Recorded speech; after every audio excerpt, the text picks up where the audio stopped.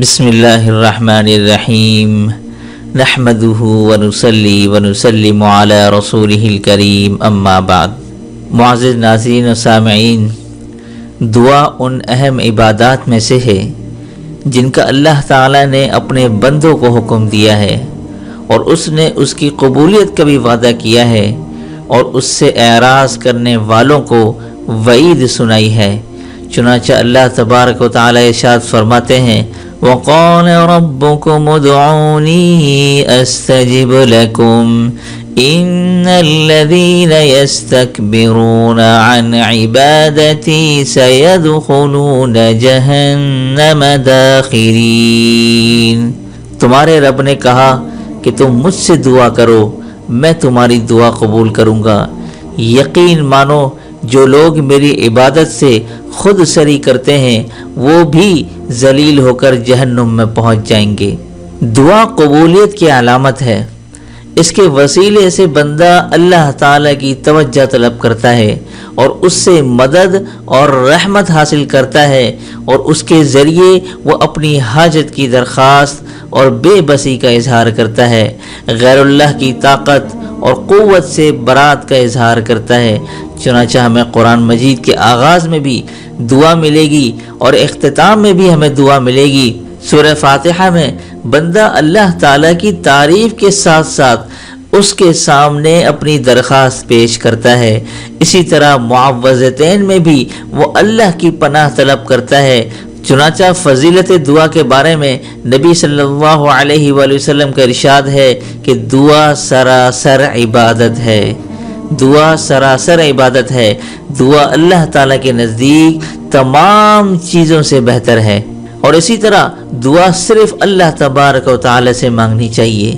دعا صرف خدا سے مانگیے، اس کے سوا کبھی کسی کو حاجت روائی کے لیے نہ پکاریے، اس لیے کہ دعا عبادت کا جوہر ہے، اور عبادت کا مستحق تنہا خدا تبارک و تعالی ہے۔ اور آپ صلی اللہ علیہ وآلہ وسلم نے یہ بھی ارشاد فرمایا کہ آدمی کو اپنی ساری حاجتیں خدا سے ہی مانگنی چاہیے، یہاں تک کہ اگر جوتی کا تسمہ ٹوٹ جائے تو خدا ہی سے مانگے، اور اگر نمک کی ضرورت ہو تو وہ بھی اسی سے مانگے۔ مطلب یہ ہے کہ انسان کو اپنی چھوٹی سی چھوٹی ضرورت کے لیے خدا ہی کی طرف متوجہ ہونا چاہیے، اس کے سوا نہ کوئی دعاؤں کا سننے والا ہے اور نہ کوئی مرادیں پوری کرنے والا ہے۔ اور اسی طرح حضرت ابو ہریرہ رضی اللہ تعالی عنہ کی روایت ہے کہ نبی کریم صلی اللہ علیہ وآلہ وسلم نے فرمایا، کوئی چیز اللہ کے نزدیک دعا سے بہتر نہیں ہے۔ اور اسی طرح ایک اور جگہ ارشاد فرمایا کہ وہ چیزیں جو مرنے کے بعد میت سے منقطع نہیں ہوتی ان میں ایک دعا بھی ہے۔ دعا ایسی عبادت ہے جس کے لیے نہ کوئی وقت متعین ہے نہ حالت، چنانچہ انسان کسی بھی وقت بلند آواز سے یا آہستہ، سفر میں، حضر میں، صحت کی حالت میں، مرض کی حالت میں، غرض کسی بھی حالت میں دعا کر سکتا ہے۔ سختی ہو، آزمائش ہو، مصیبت کے ازالے کے لیے دعا کا اہتمام ہمیں کرنا چاہیے۔ حضرت ابراہیم علیہ السلام نے وطن سے ہجرت کرتے وقت فرمایا تھا، میں اپنے پروردگار سے مانگ کر محروم نہیں رہوں گا۔ اور اسی طرح حضرت زکریا علیہ السلام نے فرمایا تھا کہ کبھی بھی تجھ سے دعا کر کے میں محروم نہیں رہا۔ تو میرے معزز ناظرین و سامعین، ناجائز اور نامناسب باتوں کی بھی دعا نہیں مانگنی چاہیے۔ خدا سے وہی کچھ مانگیے جو حلال اور طیب ہو۔ ناجائز مقاصد اور گناہ کے کاموں کے لیے خدا کے حضور ہاتھ پھیلانا انتہائی درجے کی بے ادبی، بے حیائی اور گستاخی ہے۔ حرام اور ناجائز مرادوں کے پورا ہونے کے لیے خدا سے دعائیں کرنا اور منتیں ماننا دین کے ساتھ بدترین قسم کا مذاق ہے۔ خدا کے حضور اپنی ضرورتیں رکھنے والا نافرمانی کی راہ پر چلتے ہوئے ناجائز مرادوں کے لیے دعا نہ مانگیں، بلکہ اچھا کردار اور پاکیزہ جذبات پیش کرتے ہوئے نیک مرادوں کے لیے خدا کے حضور اپنی درخواست رکھیے۔ اور اسی طرح دعا اخلاص اور یقین کے ساتھ مانگیں۔ دعا گہرے اخلاص اور پاکیزہ نیت سے ہمیشہ مانگنا چاہیے، اور اس یقین کے ساتھ مانگیں کہ جس خدا سے آپ مانگ رہے ہیں وہ آپ کے حالات کا پورا یقین علم رکھتا ہے، اور آپ پر انتہائی مہربان بھی ہے، اور وہی ہے جو اپنے بندے کی پکار سنتا اور ان کی دعائیں قبول کرتا ہے۔ نمود و نمائش، ریاکاری اور شرک کے ہر شائبے سے اپنی دعاؤں کو ہمیشہ پاک صاف رکھیے۔ اللہ تبارک و تعالی ارشاد فرماتے ہیں وَإِذَا سَأَلَكَ عِبَادِي عَنِّي فَإِنِّي قَرِيبٌ أُجِيبُ دَعْوَةَ الدَّاعِ إِذَا دَعَانِ فَلْيَسْتَجِيبُوا لِي وَلْيُؤْمِنُوا بِي لَعَلَّهُمْ يَرْشُدُونَ، کہ جب آپ سے میرے بندے میرے متعلق پوچھیں تو انہیں بتا دیجئے کہ میں اس سے بہت قریب ہوں، پکارنے والا جب مجھے پکارتا ہے تو میں اس کی دعا کو قبول کرتا ہوں، لہٰذا انہیں میری دعوت قبول کرنی چاہیے اور مجھ پر ایمان لانا چاہیے تاکہ وہ راہ راست پر چلیں۔ تو میرے دوستوں، دعا انتہائی عاجزی اور خشوع اور خضوع کے ساتھ بھی مانگنا چاہیے۔ خشوع اور خضوع سے مراد یہ ہے کہ آپ کا دل خدا کی ہیبت اور عظمت و جلال سے لرز رہا ہو، اور جسم کی ظاہری حالت پر بھی خدا کا خوف پوری طرح ظاہر ہو، سر اور نگاہیں جھکی ہوئی ہوں، آواز پست ہو، اعضاء ڈھیلے پڑے ہوئے ہوں، آنکھیں نم ہوں، اور تمام انداز و اطوار سے مسکینی اور بے کسی ظاہر ہو رہی ہو۔ نبی کریم صلی اللہ علیہ وآلہ وسلم نے ایک شخص کو دیکھا کہ وہ نماز کے دوران اپنی داڑھی کے بالوں سے کھیل رہا ہے، تو آپ صلی اللہ علیہ وآلہ وسلم نے فرمایا اگر اس کے دل میں خشوع ہوتا تو اس کے جسم پر بھی خشوع طاری ہوتا۔ دراصل دعا مانگتے وقت آدمی کو اس تصور سے لرزنا چاہیے کہ میں ایک درماندہ فقیر، ایک بے نوا مسکین ہوں، اگر خدا نہ خواستہ میں اس در سے ٹھکرا دیا گیا تو پھر میرے لیے کہیں کوئی ٹھکانہ نہیں، میرے پاس اپنا تو کچھ نہیں، جو کچھ ملا ہے خدا ہی سے ملا ہے، اور اگر خدا نہ دے تو دنیا میں کوئی دوسرا نہیں جو مجھے کچھ دے سکے۔ خدا ہی ہر چیز کا وارث ہے، اسی کے پاس ہر چیز کا خزانہ ہے، بندہ محض فقیر اور عاجز ہے۔ اسی لیے تو اللہ تبارک و تعالی ارشاد فرماتے ہیں ادعوا ربکم تضرعا، اپنے رب کو بڑی عاجزی اور زاری کے ساتھ پکارا کرو۔ اور اسی طرح دوستوں، دعا چپ کے دھیمی آواز سے مانگنا چاہیے۔ خدا کے حضور ضرور گڑ گڑائیے، لیکن اس گریہ وزاری کی نمائش ہرگز نہ کیجیے۔ بندے کی عاجزی اور انکساری اور فریاد صرف خدا کے سامنے ہونے چاہیے۔ بلا شبہ بعض اوقات دعا زور سے بھی کر سکتے ہیں، لیکن یا تو تنہائی میں ایسا کیجیے یا پھر جب اجتماعی دعا کرا رہے ہوں تو اس وقت بلند آواز سے دعا کیجیے تاکہ دوسرے لوگ آمین کہہ سکیں۔ عام حالات میں خاموشی کے ساتھ پست آواز میں دعا کیجیے، اور اس بات کا پورا اہتمام کیجیے کہ آپ کی گریہ وزاری اور فریاد بندوں کو دکھانے کے لیے ہرگز نہ ہو۔ یہی تو وجہ ہے کہ اللہ تبارک و تعالی قرآن میں ارشاد فرماتے ہیں وَاذْكُرْ رَبَّكَ فِي نَفْسِكَ تَضَرُّعًا وَخِيفَةً وَدُونَ الْجَهْرِ مِنَ الْقَوْلِ بِالْغُدُوِّ وَالْآصَالِ وَلَا تَكُن مِّنَ الْغَافِلِينَ، اور اپنے رب کو دل ہی دل میں آوازاری اور خوف کے ساتھ یاد کیا کرو، اور زبان سے بھی ہلکی آواز سے صبح اور شام یاد کرو، اور ان لوگوں میں سے نہ ہو جاؤ جو غفلت میں پڑے ہوئے ہیں۔ اور اسی طرح حضرت زکریا علیہ السلام کی شان بندگی کی تعریف کرتے ہوئے قرآن میں کہا گیا اذ نادى ربه نداء خفیا، کہ جب اس نے اپنے رب کو چپکے سے پکارا۔ تو اسی طرح میرے دوستوں، دعا قبول نہ ہو تو ہم نے پھر بھی دعا مانگنی ہے۔ دعا کی قبولیت کے معاملے میں خدا پر بھروسہ رکھیے۔ اگر دعا کی قبولیت کے اثرات جلدی ظاہر نہ ہو رہے ہوں تو مایوس ہو کر دعا چھوڑ دینے کی غلطی کبھی نہ کیجیے۔ قبولیت دعا کی فکر میں پریشان ہونے کے بجائے صرف دعا مانگنے کی فکر کیجیے۔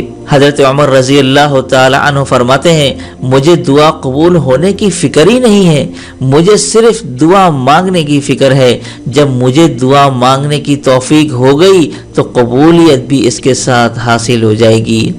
اسی طرح نبی کریم صلی اللہ علیہ وآلہ وسلم کا ارشاد ہے کہ جب کوئی مسلمان خدا سے کچھ مانگنے کے لیے خدا کی طرف منہ اٹھاتا ہے تو خدا اس کا سوال ضرور پورا کر دیتا ہے، یا تو اس کی مراد پوری ہو جاتی ہے یا خدا اس کے لیے اس کی مانگی چیز کو آخرت کے لیے جمع فرما دیتا ہے۔ اور اسی طرح دعا کو ہمیشہ اپنی ذات سے شروع کیجئے، پہلے اپنے لیے دعا مانگیں پھر دوسروں کے لیے دعا مانگیں۔ حضرت ابی بن کعب رضی اللہ تعالیٰ عنہ فرماتے ہیں، نبی کریم صلی اللہ علیہ وآلہ وسلم جب کسی شخص کا ذکر فرماتے تو اس کے لیے دعا کرتے اور دعا اپنی ذات سے شروع کرتے۔ اور اسی طرح دعا میں تنگ نظری اور خود غرضی سے بھی بچیے، اور خدا کی عام رحمت کو محدود سمجھنے کی غلطی کر کے اس کے فیض اور بخشش کو اپنے لیے خاص کرنے کی دعا نہ کیجیے، کیونکہ حدیث میں آتا ہے کہ حضرت ابو ہریرہ رضی اللہ تعالیٰ عنہ فرماتے ہیں کہ مسجد نبوی میں ایک بدو آیا، اس نے نماز پڑھی، پھر دعا مانگی اور یہ کہا کہ اے خدا مجھ پر اور محمد صلی اللہ علیہ وسلم پر رحم فرما اور ہمارے ساتھ کسی اور پر رحم نہ فرمایا۔ تو نبی صلی اللہ علیہ وآلہ وسلم نے فرمایا تو نے خدا کی وسیع رحمت کو تنگ کر دیا۔ تو میرے دوستوں، بزرگوں، بہنوں، بھائیوں، دعا کا آغاز ہمیشہ اللہ کی حمد و ثنا اور صلاۃ و سلام کے ساتھ کیجیے۔ دعا کی ابتدا اللہ تعالیٰ کی حمد و ثنا اور درود و سلام کے ساتھ کیجیے۔ نبی کریم صلی اللہ علیہ وآلہ وسلم کا ارشاد ہے کہ جب کسی شخص کو خدا یا کسی انسان سے ضرورت و حاجت پوری کرنے کا معاملہ درپیش آئے تو اس کو چاہیے کہ پہلے وضو کر کے 2 رکعت نماز پڑھے اور پھر خدا کی حمد و ثنا کرے اور نبی کریم صلی اللہ علیہ وآلہ وسلم پر درود و سلام بھیجے۔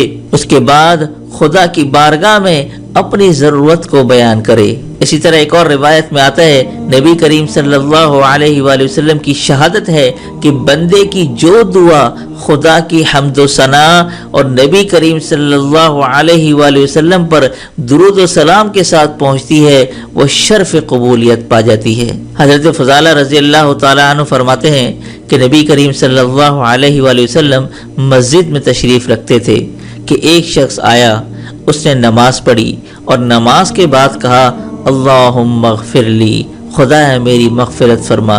آپ صلی اللہ علیہ وآلہ وسلم نے یہ سن کر اس سے کہا تم نے مانگنے میں جلد بازی سے کام لیا، جب نماز پڑھ کر بیٹھو تو پہلے خدا کی حمد و ثنا کرو، پھر درود شریف پڑھو، پھر دعا مانگو۔ آپ صلی اللہ علیہ وآلہ وسلم یہ فرما ہی رہے تھے کہ دوسرا آدمی آیا اور اس نے نماز پڑھ کر خدا کی حمد و ثنا بیان کی اور درود شریف پڑھا۔ نبی کریم صلی اللہ علیہ وآلہ وسلم نے فرمایا اب دعا مانگو، دعا قبول ہوگی۔ تو امید کرتا ہوں کہ آج آپ نے دعا مانگنے کی فضیلت کے ساتھ ساتھ دعا کے آداب بھی اچھی طرح سمجھ لیے ہوں گے۔ اب میں آپ کو اللہ تعالیٰ کا وہ نام بتانے جا رہا ہوں کہ جس کے وسیلے سے جب دعا کی جاتی ہے تو دعا ضرور قبول ہوتی ہے۔ حضرت عائشہ صدیقہ رضی اللہ تعالی عنہا فرماتی ہیں کہ میں نے حضور صلی اللہ علیہ وآلہ وسلم کو یہ دعا مانگتے ہوئے سنا، اللہم انی اسألک باسمک الطاہر الطیب المبارک الاحب الیک الذی اذا دعیت به اجبت وَإِذَا سُئِلَتْ بِهِ أَعْطَيْتَ وَإِذَا اسْتُرْجِمْتَ بِهِ رَحِمْتَ وَإِذَا اسْتُفْرِجْتَ بِهِ فَرَّجْتَ کہ اللہ میں تجھ سے تیرے نام کے وسیلے سے سوال کرتا ہوں جو پاک، عمدہ، مبارک ہے اور تجھے سب سے زیادہ محبوب ہے۔ جب تجھے اس کے ذریعے پکارا جاتا ہے تو ضرور متوجہ ہوتا ہے، اور جب تجھ سے اس کے وسیلے سے مانگا جاتا ہے تو تو ضرور دیتا ہے، اور جب تجھ سے اس کے ذریعے رحم طلب کیا جاتا ہے تو تو ضرور رحم فرماتا ہے، اور جب اس کے وسیلے سے تجھ سے کشادگی مانگی جاتی ہے تو تو ضرور کشادگی دیتا ہے۔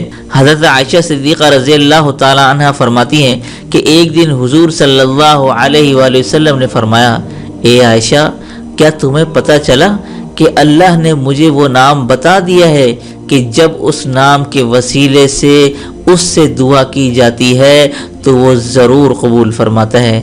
میں نے عرض کیا، یا رسول اللہ، میرے ماں باپ آپ پر قربان ہوں، وہ نام مجھے بھی سکھا دیں۔ آپ صلی اللہ علیہ وآلہ وسلم نے فرمایا، اے عائشہ، تجھے سکھانا مناسب نہیں۔ وہ فرماتی ہیں، میں ایک طرف ہو کر بیٹھ گئی، پھر میں کھڑی ہوئی اور حضور صلی اللہ علیہ وآلہ وسلم کا سر کا بوسہ لیا، پھر میں نے عرض کیا، یا رسول اللہ، مجھے وہ نام سکھا دیں۔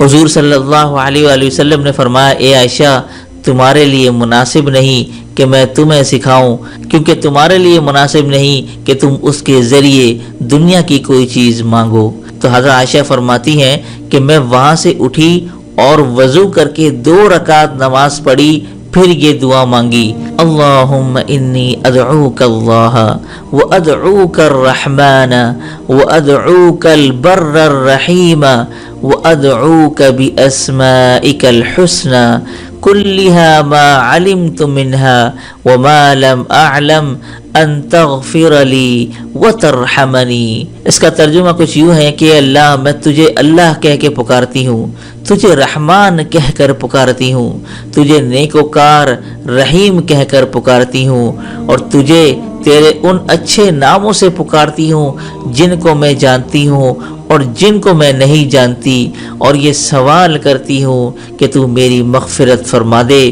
اور مجھ پر رحمت فرما دے۔ حضرت عائشہ صدیقہ رضی اللہ تعالیٰ عنہ فرماتی ہیں کہ حضور صلی اللہ علیہ وآلہ وسلم میری یہ دعا سن کر بہت ہنسے اور فرمایا، تم نے جن ناموں سے اللہ کو پکارا ان میں وہ خاص نام بھی شامل ہے۔ تو میرے دوستوں، یہ ہے وہ دعا کہ جس میں اللہ تبارک و تعالی کا خاص اسم اعظم اس دعا کے اندر شامل ہے، اور اگر ہم اس دعا کو عربی زبان میں یاد کر لیں اور اپنی ہر دعا کے آغاز میں اس دعا کو پڑھا کریں تو اللہ تبارک و تعالی ہماری مغفرت بھی فرما دیں گے اور ہم پر رحمت بھی نازل فرما دیں گے۔ تو امید کرتا ہوں آپ لوگ اس بات پہ عمل بھی کریں گے، اس کو یاد کرنے کی کوشش کریں گے۔ اللہ تبارک و تعالی سے دعا ہے کہ ہم نے جو کچھ سنا کہا اس پر عمل کرنے کی توفیق عطا فرمائے۔ آمین ثم آمین، وآخر دعوانا الحمد للہ رب العالمین۔